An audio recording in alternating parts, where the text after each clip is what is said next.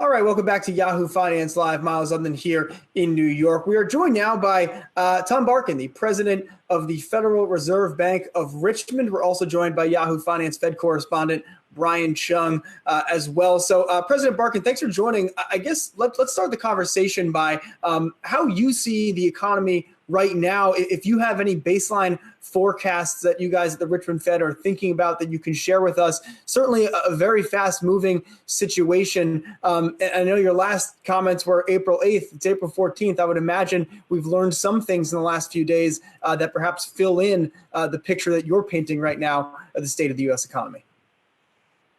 Yeah, we're going to have a tough second quarter, that's for sure. One way I like to think about it is there are roughly 30 million people who work in restaurants and retail and travel and entertainment. That's roughly 20% of the workforce.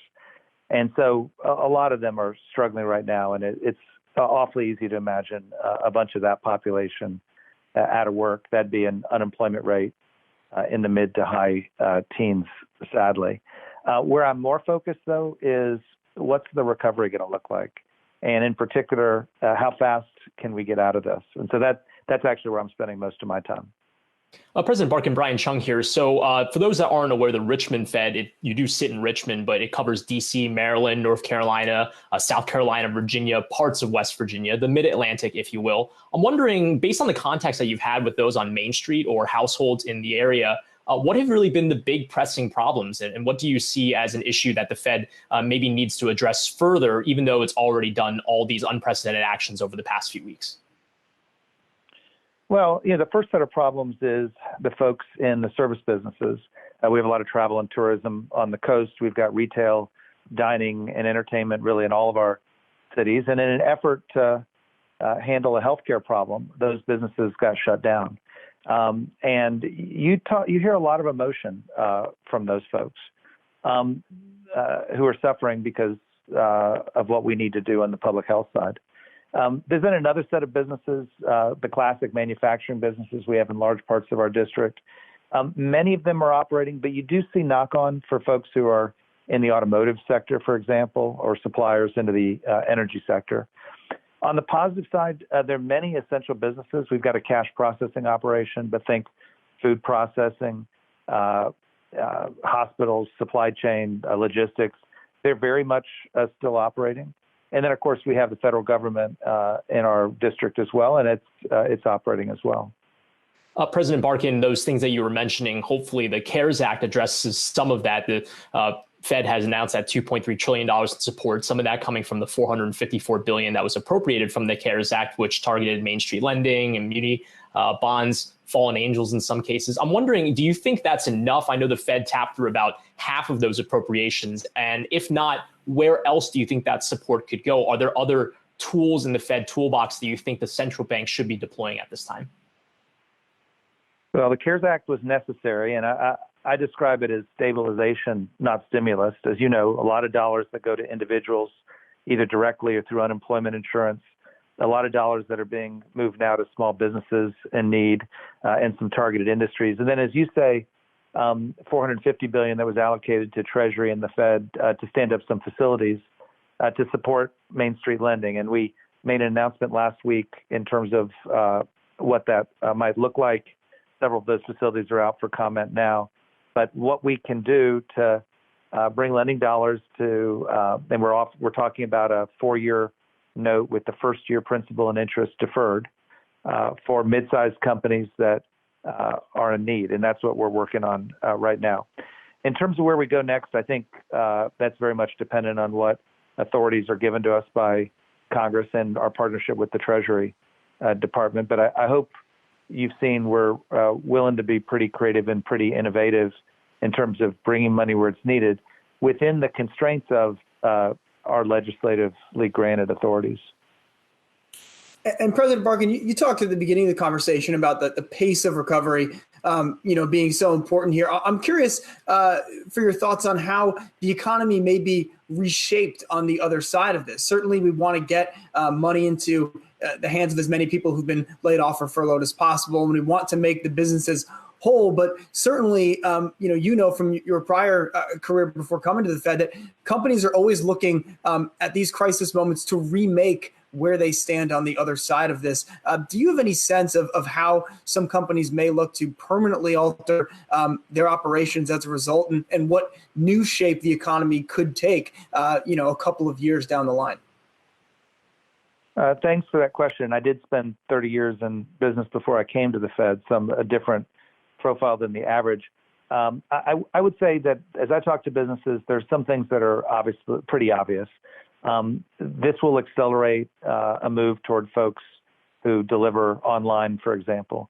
I think folks who are in consumer-facing businesses, service businesses, are thinking very aggressively about how can I build separation, cleanliness, a health protocol into what I offer. I think that's very much there. You have people rethinking supply chains, not so much necessarily to bring them onshore, but certainly to diversify them, because they've seen the implication of an outage in any one place and what that can do for their business. And frankly, I think a lot of people were surprised by some exposures they had in places like China beforehand. I think that there are workers out there, many, who perhaps were in restaurants or hotels or theme parks, who are asking the question of, all right, what skills do I need to move into professions that may be more robust to this kind of situation? So I think you'll see a lot of, and I think technology and automation, particularly as it substitutes technological contact to personal contact, where important, you'll see that as well. A reminder that the airlines had rolled out kiosks before 9/11, but they weren't really used in mass until they had to do the cost reduction stuff they had to do after 9/11. And of course, they then expanded that to mobile check-in and the like. So you'll always see that kind of technological transformation as we get through one of these. President Barkin, now drawing on your experience in the corporate world, I'm wondering, what are you seeing kind of around you with regards to corporate debt? That seems to be a big issue that the Federal Reserve has tried to address through its primary and secondary credit facilities. Also, as of late, last week's announcement that in some cases high yield ETFs and actually some leveraged loans might be addressed to these liquidity facilities. Do you see any sort of concern at the central bank level of a wave of defaults maybe in corporate America? Well, corporate debt levels as a percent of GDP have been elevated over the last 5 years. I've spoken about it. Many others have as well. And when you get a stress situation like this, you will see companies face liquidity stresses. And I saw a couple folks who filed today. Obviously, that's going to hit the people who are the most extended and in the most stressed industries first. A reminder that our programs, and by law, we're not in the world of taking credit risk. The only risk we've taken is that which has been funded by Treasury. And so we're not trying to pick winners and losers. We're trying to support the proper functioning of markets. And that's why you see most of our facilities focused on the top credits, the investment grade credits, as opposed to the triple Cs and the like. Whenever you have a downturn, and we're in one now, you will see some amount of shakeout, and I would expect to see that here as well. So, President Barkin, you have a number of contacts on the business side and the household side in your district. I'm wondering, when you have those conversations, what are you telling them right now? There's a lot of uncertainty. There's a lot of nervousness out there. What's your message to them about what the Fed is doing to try to address this crisis? Well, we took rates to zero, and hopefully that'll help stimulate some amount of investment, both on the consumer and business side, when we get through this health crisis. We have been working with the banks, which have been a pillar of strength in this crisis, unlike the last one, to make sure that they're making appropriate and prudent credit decisions and still staying open to to borrowers. We've been working, as I said, to help make markets function. And in particular, Treasury and mortgage-backed and commercial paper, those are critical markets for businesses and then also consumers. And then we've been trying to stand at these facilities that Congress has asked us to stand up. All those things are out there helping the economy. And then as I talk to businesses, I can't help myself but to say 70% of our economy is consumers. And a lot of consumers have been locked up for a month. Many of them are concerned about, even once they're released, their health. And I think it's incumbent on businesses to send messages of what they're doing to help provide comfort to their customers, that you can shop, you can eat at a restaurant, you can travel and go on vacation without putting your families at risk. I'm really struck by what grocery stores are doing. At our grocery store, you're met by someone in a mask who visibly with Clorox wipes down your cart. They've one-wayed the aisles so that you're able to maintain the distance you want to maintain. They've even marked tape on the checkout. They've got sneeze guards or self-checkout, all of which is to tell a grocery customer, you can get in and out here and not put yourself at risk. And I think we'll be seeing a lot more businesses innovating on that front. All right, Tom Barkin is the president of the Richmond Fed.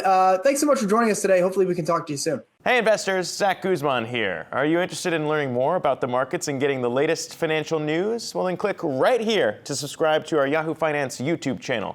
Get the latest up-to-the-minute market analysis, big interviews in the world of finance, and information on how to manage your money every day wherever you are.